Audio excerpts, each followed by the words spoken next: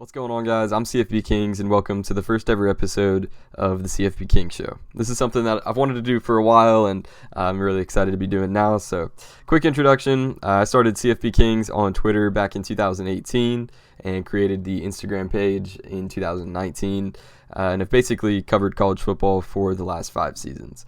It's the greatest sport in the world, in my opinion. I've been watching it since I was very young, and I love talking about it. So if you followed the Instagram page for really any amount of time, you've probably noticed that I like to go in depth on certain posts and type out a ton in the caption, probably more than what most people read. But Instagram is mainly meant for like shorter form stuff. So I wanted to create this podcast to be able to go really in depth on certain parts of college football that I find interesting and that I think you'll enjoy too. So today we're going to be talking about some of the most influential plays of the college football playoff era. If you could change one play in the last decade of games, which would have the overall biggest impact on our sport? We'll be looking at how some of those plays affected not only the teams involved in just those specific games, but other teams in those seasons and seasons after, the trajectory of certain programs, and the sport of college football as a whole. So the first play that I wanted to talk about comes from 2016 between Michigan and Ohio State. Was JT Barrett short? One of the biggest questions in college football over the past decade, and one of the most highly debated plays in college football history. If you don't remember, it was 2016 in Columbus. Michigan led Ohio State 27-24 in double overtime. Ohio State had the ball, 4th and 1. The Buckeyes had to convert in order to extend the game. JT Barrett took the snap on a QB draw, kind of up and diagonally to the left. Got tackled basically on the first down line, on the line to gain. And in real time, it was really tough to tell whether he got it or not, but it was called a first down on the field. The refs go to review it for like 4 or 5 minutes. And then in the meantime, the crowd of 100,000 Buckeye fans is sitting on the edges of their seats wondering if their season had basically just ended on the previous play. If they lost that game to Michigan, it would have snapped their 5 or 6 game win streak over the Wolverines. If they lost, it would have crushed any chance of making the Big Ten championship, and of course would have wiped out any college football playoff hopes. So the refs come out of review, say call on the field stands, first down Buckeyes, crowd goes crazy, and then Curtis Samuel wins it for Ohio State on the very next play. So there were a lot of camera angles that made it look like Barrett might have been short, a lot that made it look like he might have gotten the ball across, but either way, one of the closest calls in college football history. So with this play and the other two that I wanted to talk about today, we're going to be looking at if they had gone the other way, if the team that lost in reality had actually won, and how that could have potentially changed college football as we know it. So what if Barrett was actually marked short? What if the Wolverines won it on that play and defeated Ohio State 27-24, beating their rival for the first time since 2011 and for just the second time since 2004? First things first, that would have given Michigan a berth into the Big Ten championship, where they would have rematched Wisconsin, who they had already beaten earlier in the season. That would have taken away the Big Ten title from Penn State, who won it that year in reality. And if you're watching on YouTube, you can see how this hypothetical top 6 would have looked heading into conference championship weekend in this scenario if Michigan had beat Ohio State. So in reality, Michigan was number 5 and Ohio State was number 2. I just flipped those to kind of show what it would look like in this scenario.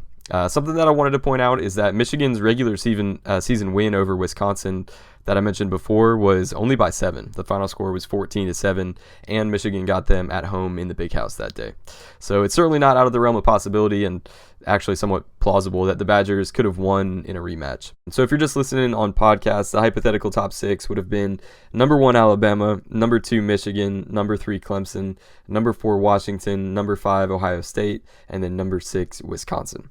So the Big Ten title would have been number 2 Michigan against number 6 Wisconsin, and then in this scenario, Ohio State would be out of the Big Ten championship and out of playoff contention, since they would have 2 losses and no shot at the conference title. But Wisconsin would have had pretty legitimate hopes at a college football playoff spot. Let's say they did beat Michigan. The 2016 college football playoff very likely would have been number 1 Alabama, number 2 Clemson, number 3 Washington, and then number 4 Wisconsin, because they would have knocked Michigan out and then basically just moved up ahead of Ohio State with the conference title label being on them. So that would have given us our first ever, and looking back at it now, only 2-loss team to make the college football playoff. What could that have done for head coach Paul Chryst and the trajectory of Wisconsin's program? Throughout the playoff era, they came very close to getting kind of over that hump on several different occasions, specifically in 2016, and then the following year in 2017 when they started out 12-0, but then lost to Ohio State in the Big Ten title. They lost in the Big Ten championship in back-to-back seasons and came pretty close to winning both of them. How would winning the 2016 Big Ten title and likely earning a college football playoff berth have changed the outlook for the Badgers and for Paul Chryst, who was actually fired in the middle of the 2022 season? Could they have been where Penn State has been over the past few seasons, contending for New Year's Six games and college football playoff spots, kind of just flipping where those two programs have been? Without that 2016 Big Ten title and momentum from it, what does Penn State look like right now? Is the perception of James Franklin different with 0 conference titles as opposed to having that one from 8 years ago, in addition to not having ever made the college football playoff? Are things any different in Happy Valley, and what's the mood like around that program? If Michigan got the better of the Badgers again, though, that season and then won the Big Ten championship, it would have been their first outright Big Ten title since 2003 and would have given them their first college football playoff berth. What would that have done for Jim Harbaugh and the Wolverines to have had that back then instead of their first playoff berth being in 2021 like it was in reality? Would they have been able to be more competitive against Clemson in the college football playoff semifinal than Ohio State was? Clemson beat Ohio State 31-0, and the Tigers went on to win the national championship. But what if Michigan matched up better against Clemson and potentially even beat them? We would have had a new champion that year if they were able to do what the Buckeyes couldn't and potentially keep it close with Clemson. We'll talk a little bit more about some Clemson hypotheticals in a bit, but who knows what could have happened if Michigan faced the Tigers instead of Ohio State. If Harbaugh and Michigan got that first college football playoff appearance in 2016 instead of 2021, would they have kept that momentum and gone on a multi-year run from 2016 to 2018 or 2019 like they have from 2021 to 2023? Harbaugh had his eye on NFL jobs for a while when he was at Michigan, and if he succeeded back in the 2016, 17, 18 seasons, would he have taken an NFL job then instead of in 2023 after they won this past season's title?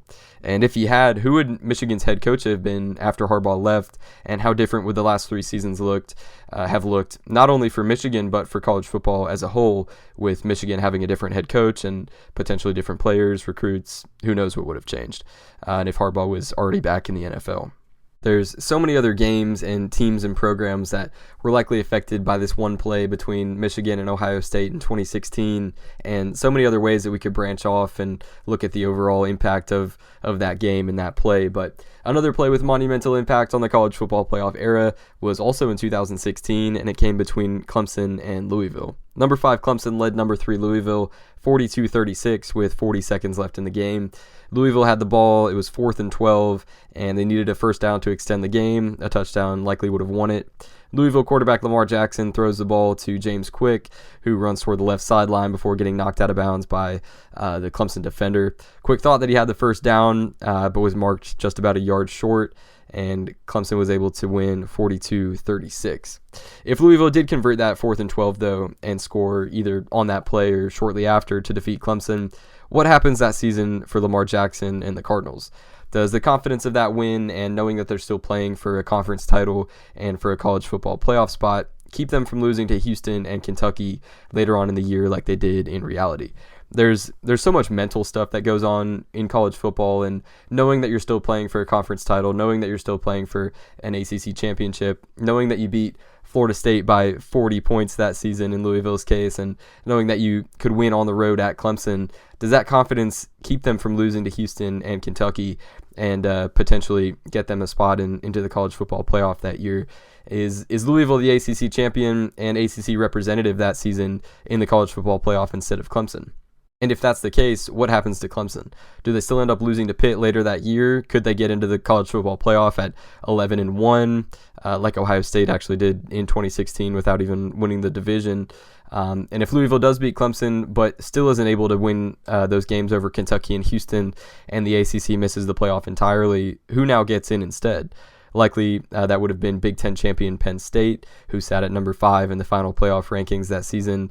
And as we briefly touched on before, what would the college football playoff appearance that season have done for James Franklin, the Nittany Lions, and that Penn State program?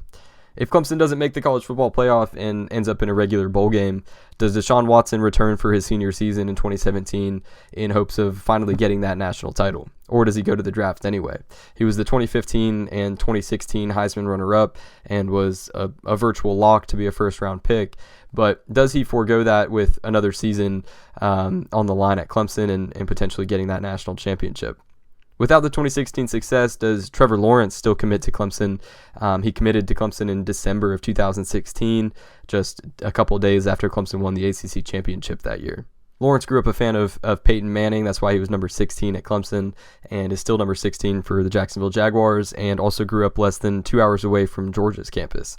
Before committing to Clemson, the crystal ball projections for Trevor Lawrence were 83% Georgia, 8% Clemson, and 8% Tennessee. If Lawrence did go somewhere else, then from there you could go down so many rabbit trails of what happens to Clemson from 2018 to 2020 if they don't have Lawrence, and if he's a Bulldog or a Volunteer, what do those programs do in that same time frame? I think you could comfortably say that Georgia would win at least one national title between 2018 and 2020 if Trevor Lawrence is their quarterback, if not even more. A player like Lawrence, the number 1 overall recruit and one of the highest rated high school prospects ever, draws other recruits wherever they commit.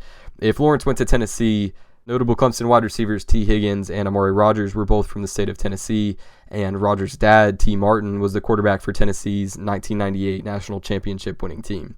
If the Vols did get all those guys, if they were able to land Trevor Lawrence and then get T. Higgins and Amari Rodgers to want to go play with them, what do the last 6 years look like in Knoxville? Would the Vols have been able to win the SEC East, earn a college football playoff spot, potentially even win a national championship with Trevor Lawrence at the helm? In addition to Georgia and Tennessee being potentially very heavily affected by Trevor Lawrence's recruitment, if the Tigers didn't beat Louisville in 2016, if they didn't get to the ACC championship and win it in 2016, just days before Trevor Lawrence ended up committing, if Lawrence went anywhere besides Clemson, would the Tigers have still been able to get to the 2018, 2019, and 2020 college football playoffs? And if they didn't, who would have taken their place instead? In 2018, Clemson beat Notre Dame and Alabama on their way to a national championship, but if the Tigers weren't there, who would Notre Dame have played, and would they potentially have been able to beat them? Would Brian Kelly and the Irish have a 2018 college football playoff national championship game appearance if they didn't have to play Clemson? If Clemson wasn't there that year, would Nick Saban and Alabama have another national title under their belt? Would Nick Saban have 8 instead of 7, or 8 overall, 7 with the Tide, instead of 7 overall and 6 with the Tide? Would Ohio State in 2019, the next season, they ended up losing in the last couple minutes to Clemson.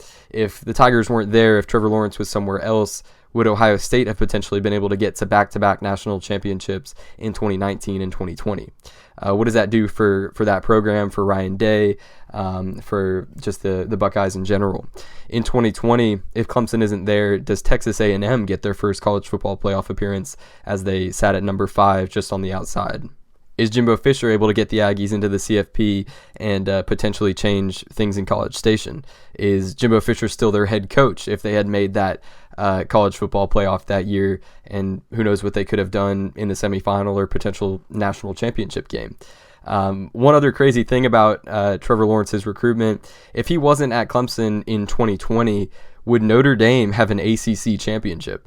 If you don't remember, the Irish joined the ACC for one season and one season only during COVID and everything, because with most conferences not playing non-conference opponents, Notre Dame literally couldn't have had a schedule, so they had to join a conference basically to be able to play that year. And they joined the ACC since they're with them in every other sport besides football. But if Trevor Lawrence wasn't with the Tigers to be able to beat the Irish in the 2020 ACC championship, would they have a conference title in their one and only season in a conference?